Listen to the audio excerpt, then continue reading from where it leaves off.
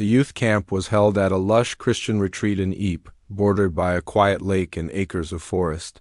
The air smelled of rain, bonfires, and fresh bread.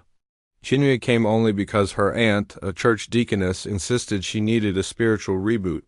She didn't expect anything, especially not him.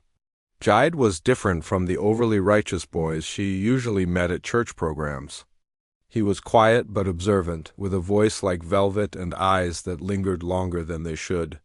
They met properly when she tripped over a stone after night worship, spilling her flask of Zobo on his white shirt. He didn't scold her, he laughed. "Now I'll remember you every time I do laundry." That same night they sat beneath a mango tree during lights out, sharing stories in whispers while the wind played with the leaves above. Jide talked about his late mother, about how grief made him cling to God like a lifeline. Chinwe only half opened up. She said she used to be wild, but was changing now.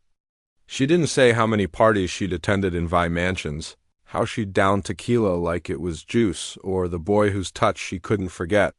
She didn't tell him how, after a bad trip and a near accident, she promised God she'd live cleaner. It felt easier to offer a polished version of her repentance. When camp ended, their connection didn't. Back at the University of Lagos, they became campus famous. Jide was studying engineering, Chinwe was in mass comm. They weren't officially dating, but they moved like two halves of a slow-burning fire.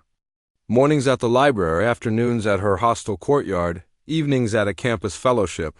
Sundays were sacred, matching white and blue outfits, sitting side by side in youth service, fingers barely touching during prayer. On weekdays, they snuck away for walks around Freedom Park or explored art galleries in Onikan. She loved his gentle mind. He admired how she was trying so hard to leave the shadows behind. But secrets don't stay buried forever. One Friday night, her roommate begged her to attend a hostel party. "Just chill, dance, breathe, you've earned it." Chinwe hesitated but wore a simple black dress and went. The music was loud, the room filled with perfume, cologne, and memories. That's where Deo appeared, a ghost from her Lekki past. Drunk, cocky, and dangerous with his tongue. "Nah, wa'o, the born-again Babe Day disguise." He laughed. "Chinwe Day roll blunts and break hearts." His words sliced the room.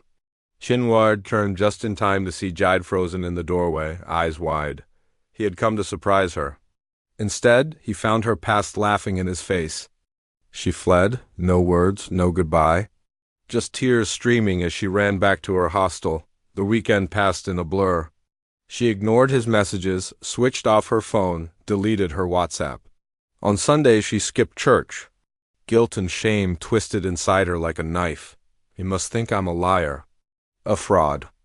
By Tuesday, she typed a long message. "I should have told you everything. I wasn't hiding to hurt you. I was hiding because I hated who I used to be. If you never speak to me again, I'll understand." But something held her back from pressing send. A knock interrupted her pity. It was raining. Jide stood there, drenched, holding her favorite iced coffee with coconut milk. "Can I come in?" he asked, voice quiet. She nodded, heart pounding. He sat on her bed and looked around, then at her. "I already knew, Chinwe," he said. "I saw the old photos on IG months ago. One of my friends even warned me." Chinwe's jaw dropped. "Then why?" "Because I saw who you are now. You didn't just say you changed, you chose to change. That takes courage." "I didn't fall for a saint, I fell for a fighter." The silence that followed was charged. Chinwe's shoulders dropped as if a weight had fallen off. "I thought if you knew, you'd leave." Jide shook his head, touching her hand. "You think love is about perfection? Love is about grace." Then came the kiss, slow, electric, like water meeting fire. She climbed onto his lap without thinking, fingers sliding into his hair.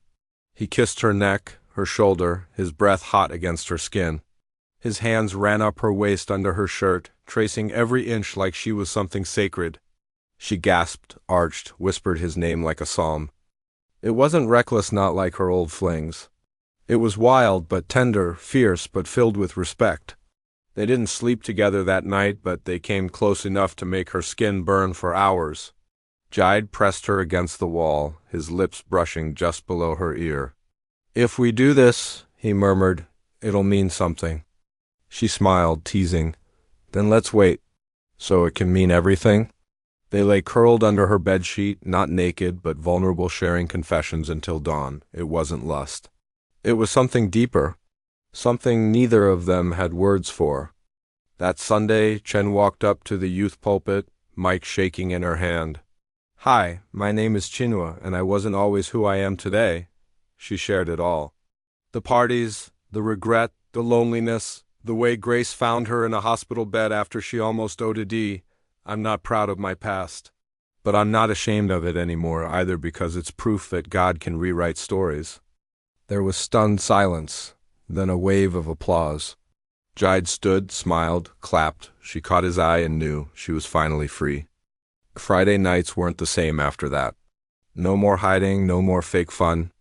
They spent their weekends with jazz music, pillow fights, spontaneous devotionals, and Netflix debates. Jide would kiss her between sentences, whispering, "Still my Sunday girl." And she'd laugh and kiss him back, whispering, "And you're my Friday secret." But the truth was, they weren't hiding anymore. Their love had survived exposure and come out braver, stronger, wilder, because sometimes the most beautiful kind of love is the one that loves you even after it knows the whole, messy, glorious truth. If this story gave you butterflies or made your heart go hum, don't keep it all to yourself. Like it, subscribe for more soul-stirring tales, and share it with your bestie, your mama, or that one cousin who always cries at movies.